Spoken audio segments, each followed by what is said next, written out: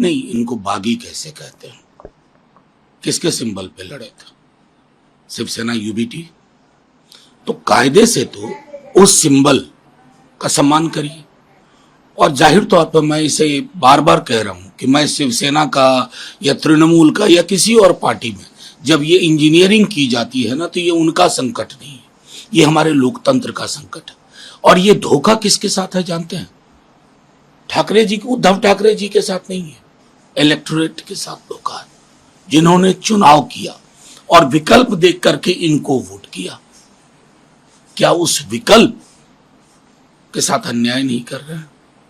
मतलब बाकी आप पर दबाव है, भय है, प्रलोभन है, वो अपनी जगह, लेकिन आपने अपने लोगों को, जिन्होंने आपको चुना, उनके साथ धोखाधड़ी की। सर क्या लगता है कि ये जो लगातार सांसदों की टूट रही है, डिलिमिनेशन का एक मुख्य कारण हो सकता है? देखिए, मेरा सिर्फ मानना है कि कोई भी उनके मन में बात हो, डिलिमिटेशन हो या हो, क्या ये संवैधानिक है?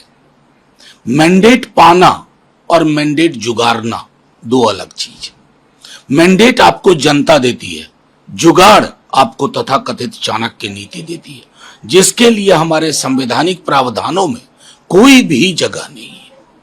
सर राम मंदिर दान कोष मामले की जांच में देरी को लेकर अखिलेश यादव ने यूपी सरकार पर सवाल उठाए। देखिए, पूरा सोशल मीडिया भरा पड़ा है। जिन लोगों ने भी आस्था से दान दिया, चंदे दिए, आज उनको लग रहा है उनके साथ छल हुआ, उनके साथ धोखा हुआ। ये कौन लोग हैं साहब? मतलब आप भगवान तक को ठगने की क्षमता रखते हैं, उनके पैसों में भी हेर फेर कर लेते हैं। किस मुंह से कहते हो कि आप राम भक्त हो? असल देशद्रोही ये लोग हैं। और सरकार का ढुलमुल रवैया, क्योंकि सरकार के लोगों की भी इन्वॉल्वमेंट कई स्तरों पर, इससे ये तो बिल्कुल साबित हो जाता है ना, जो कई लोग पहले से आगाह कर रहे थे, कई संस्थाएं भी आगाह कर रही थी कि एक बड़ा फर्जीवाड़ा चल रहा है, अपने राम तक को नहीं बख्शा। सर तमिलनाडु की सी फूड फैक्ट्री में गैस रिसेप से 7 लोगों की मौत हुई, 9 की हालत गंभीर है, मुख्यमंत्री ने जांच के आदेश दिए। देखिए, अक्सर इस तरह की घटनाएं जब होती है, दुर्घटना होती है, हम रिएक्ट करते हैं, अपनी बातें रखते हैं, लेकिन फिर उसके बाद बिसरा देते हैं। महत्वपूर्ण क्या है? कोई भी चीज हो, चाहे भीड़ का प्रबंधन हो, किसी मंदिर के बाहर, किसी बाबा के यहाँ, या फिर इस तरह की चीजें हो जहां दुर्घटना हो जाती है, किसी फैक्ट्री में, सी फूड फैक्ट्री में, पटाखा फैक्ट्री में, या लेथ मशीन फैक्ट्री में, सिक्योरिटी और सेफ्टी प्रोटोकॉल को लेकर के जो गंभीरता होनी चाहिए, कमोबेश पूरे देश में उसका अभाव है। मौत होती है, एक आंकड़ा मिल जाता है, शायद मुआवजे की घोषणा हो जाएगी, श्रद्धांजलि दी जाएगी, और फिर आगे चल के हम इसे बिसरा देंगे। ये परिपाटी खत्म होनी चाहिए। सर कल देश का सबसे बड़ा एग्जाम नीट का री एग्जाम हुआ सर, सेना के भी इस्तेमाल किया गया इस एग्जाम में, लेकिन सर सॉल्वर गैंग कहीं पकड़े गए, बिहार से पकड़े गए। सवाल फिर से वही उठ रहा है सर कि इतना बड़ा मेडिकल का एग्जाम हो। नहीं, ये सवाल असल में जिन तक ये सवाल पहुंचना चाहिए उन तक पहुंचता ही नहीं है, या पहुंचता है तो उसका जवाब नहीं देते हैं।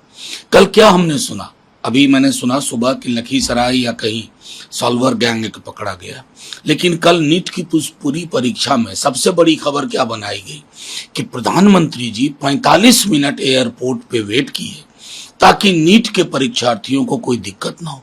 जिस देश में ये खबर बनने लगे कि प्रधानमंत्री जी 2700 मिनट तक देश हित में एयरपोर्ट पर रुके रहे, उस देश के बारे में क्या टिप्पणी करूं, वहां की व्यवस्था के बारे में क्या टिप्पणी करूं?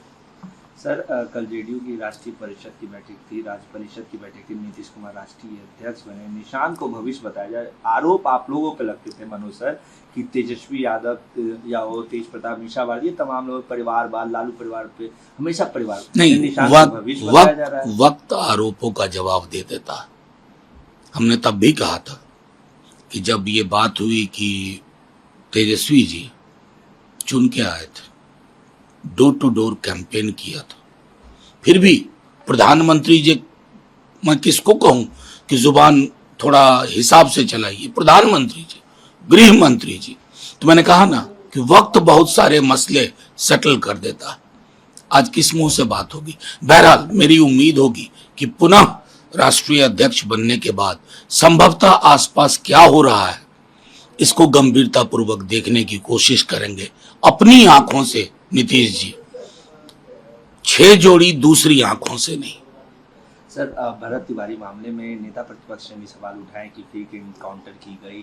हालांकि बिहार के मुख्यमंत्री सम्राट चौधरी ने रिटायर्ड जज से जांच की मांग कर दी है। सर देखिए, मैं एक बात कंसिस्टेंटली अपने दल की ओर से कहता आ रहा हूं, एनकाउंटर उत्तर प्रदेश में हो या मेरे यहां हो बिहार में, एनकाउंटर सिर्फ व्यक्ति का नहीं होता, सच का एनकाउंटर होता है।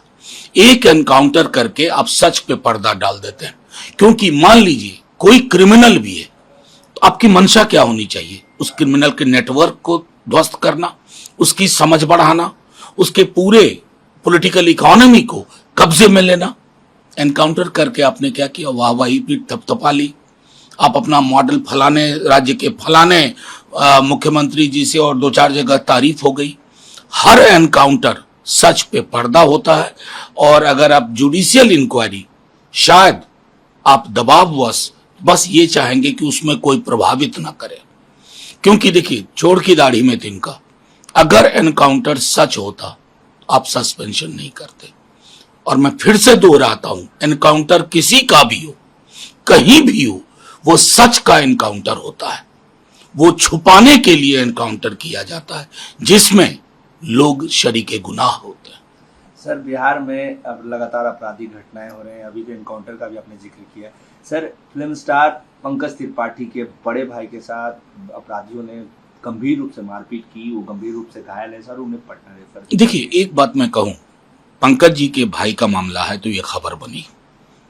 आए दिन बिहार के अलग अलग कस्बों में, अलग अलग जिले में, अलग अलग प्रखंड में क्या हो रहा है?